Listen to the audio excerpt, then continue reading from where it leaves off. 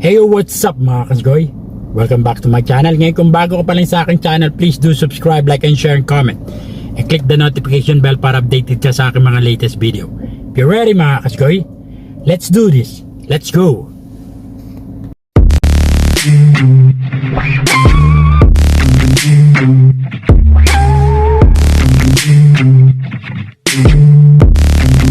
It's true. We were in debt, a big hole. I was able to use the attitude of gratitude. Just like a flower, when it goes through stages, and then there's a stage of blooming, diba? Pag hindi, hindi. Pag oo. Happiness is temporary. The greatest lesson that we have learned about handling finances.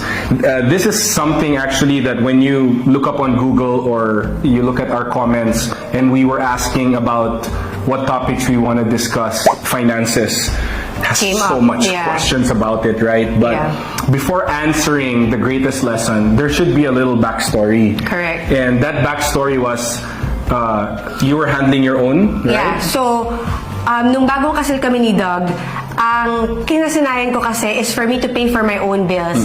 And so, I brought that into our marriage na I will pay for whatever bills in the house. Doug will pay for whatever bills. So, nag-delegate kami. Ikaw yung sa grocery, ako yung sa electricity and everything. But you see, there were some unforeseen things that happened. Medyo nagka-financial struggle kami. And with that, nag-decide kami na siguro mas maganda if mag-joint account tayo. Joint force yung pera natin. So, with that also, nag-decide kami, sino bang mas magaling mag-handle ng pera? And that responsibility will go to that person. Yeah. And we agreed na, okay, I think I can handle the finances for our family. So we have a joint account. We're married in all aspects, including financially. Yes. And alam mo yun, there's no secrets. You know what I'm spending for. I know what you're spending for. Alam mo yung lumahalabas at pumapasok, di ba? Exactly. So, but how did we get to that point? Na we decided na maging financially married tayo. Ako, sobrang dali. Nung sinabi sa akin ni Doug na, honey, magtulungan tayo. And let's have a transparency here. Ibig sabihin nun, sasabihin ko sa'yo kung anong pinasok ko na pera, sasabihin mo rin sa akin kung anong pinasok na pera, and everything. So, naging transparent kami kung ano yung meron kami. And it became very easy kasi lahat ng gasto sa bahay, lagi niyang nire-report sa akin. So, kumbaga, yung accounting of everything, he reports to me. Yeah. So in other words, what's mine is hers, what's hers is mine. We both reward ourselves when it needs to be, and we also struggle together pag kulang-kulang yung finances. And not a lot of people know this, but it's true. We were in debt, a big hole. But what lessons that we learned is because of that debt. And to answer the topic question today, the greatest lesson for me is there's a time for everything about finances, and that means there's a time to save. There's a time to save. There's a time to invest. There's a time to invest. And we don't know how long that is for that person or for that couple. For Cheska and I, yung lesson namin talaga was we needed to be patient. Our first 4 or 5 years was a struggle financially. Let me just say we both had work. We are both working. We had good naman earnings. But the problem was, meron kaming ginawang investment na ang nangyari is naging eksaktong-eksakto lang yung mga natira sa amin. So in other words, we were earning X amount and nag-delegate kami ng investment, which was real estate at that time. Yes. Right? And obviously, we wanted to put that as a forced investment na parang our priority is to invest. Yeah. And then, kung ano yung maiwan, bahala na. Bahala na. So, ang nangyari doon was, we were spending more than what we were earning. And I feel like that is a very big lesson for a lot of us, where you earn 20, 30, 50, even 100,000, doesn't matter how high.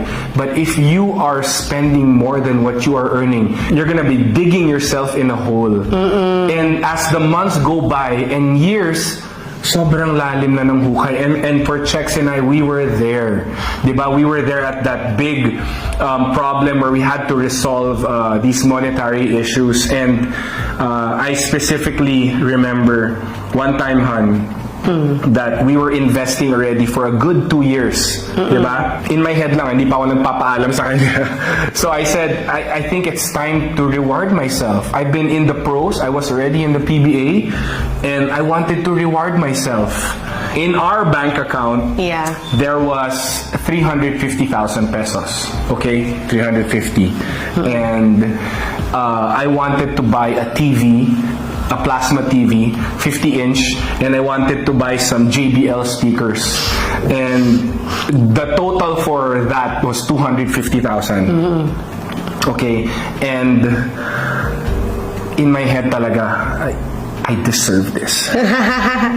Nag-ipon na ako, nag-set aside na ako ng ganito. I think I deserve this. And anong ginawa ko? I bought it. I was so happy. Guys, when I say happy, nag-set up ako, bumili ako ng mga bagong Blu-ray, diba? So, happiness is temporary. Oh my gosh. So, I was happy until the bills started coming in. The consumer in me took over yung pagkagastadero ko, lumabas without having to plan the financials properly. Kasi I wanted to I've been working so hard, I deserve this. And true enough, negative, until I had to borrow money from my best friend. I needed to borrow money from my mom who didn't even have enough. And I remember I called up my mom. Ma, I'm sure you're gonna remember this. I called up Ma. Yung credit card ko, ang minimum payment ko is 20,000 and I need 30 for the other bills pa. So my mom said, Douglas, awan kwartak. Sa Ilocano, wala daw siyang pera. So sabi ko, okay, it's okay, Ma, I understand. Siyempre, my mom's a housewife, right? So whatever she has, jewelry, diba, that she worked hard for that, diba, and to save. And then, so we put down the phone, and then after 1 minute, she calls me back. O sige, Douglas, meron na. Isang lako na lang yung jewelry ko ng sangla si Mommy. So I said thank you, but it broke my heart in many places. Diba, parang I had to make my mom suffer, and then I took away certain things that we could have done for our family, all because I wanted to reward myself at the wrong time. Diba, and that's why I said the greatest lesson for me is there's a time for everything. Truly. So you guys might be at that point where it's just saving hard work, na parang nauubos yung savings and then ulit na naman. Guys, I want to encourage you to just trust the Lord in the plans that He has for you. And I pray that there will be breakthroughs in your life. Kasi it took 5 years. 5 years for certain investment fruits to finally bloom. Diba? And can I reference Ecclesiastes 3 verse 1 in the Bible? You know, it's about everything made beautiful in its own perfect time. I love this reference. Just like a flower, when it goes through stages. And then there's a stage of blooming. Diba? For us, it's a time of pruning. Yes. Diba? So sometimes we go through certain trials, we go through certain challenges in our lives because God is correcting our heart, He's molding our character, He's preparing us for what is to come. Diba? And you know, when this flower was blooming, our investments started to come out, yung pinoproblema namin before, it just became more sweeter. Parang mas na-enjoy namin yung pinaghirapan, pinag-ipunan namin na how many years na parang kinakalbo na ako kahit I was so young, inaalupisya na ako sa mukha. Parang it all became worth it, and just to trust the process, trust that God has plans to prosper you and to take care of you. But it takes a lot of time, and some people, kulang pa nga 5 years, sometimes it might be even long. Diba? So I think the greatest lesson for me is really also to be patient and content at the point that we're in. Kasi, sometimes in waiting, and when we see that everybody else is doing well, parang pa-prosper yung life nila, ikaw, hirap na hirap ka sa buhay mo, tas minsan, kailangan mag-keep up sa mga kaibigan mo or keep up sa mga relatives mo.